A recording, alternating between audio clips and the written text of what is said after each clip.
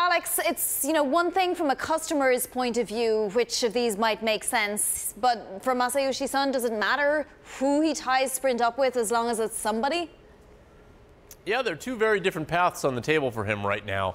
One, as you mentioned, Vonnie, is he would sell Sprint to T-Mobile, the German owners of T-Mobile, majority owners. Deutsche Telekom would then control that combined company.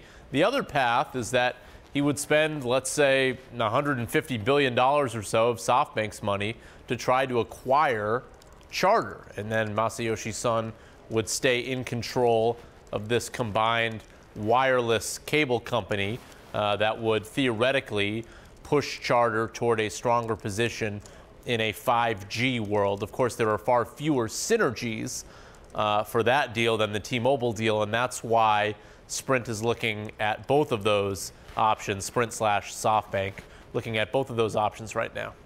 What happens if neither of those comes to pass, Alex?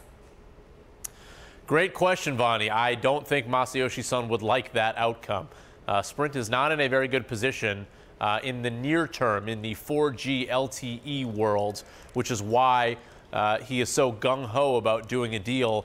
I know my colleagues over at Bloomberg Gadfly say he is desperate. I'll let them use that word, not me. But clearly, he is certainly looking at all of his options at this point. And look, if he's willing to go so far as to pay $150 billion or whatever it will take to theoretically acquire Charter, clearly he realizes that Sprint is not in a very good position as it stands now. But a lot of the airwaves that Sprint owns, many people think, analysts think, could be more valuable in a 5G world, fifth generation wireless. You combine that with the infrastructure of a cable company, and all of a sudden Sprint may be better positioned than some of the incumbent wireless players for 2020 and beyond.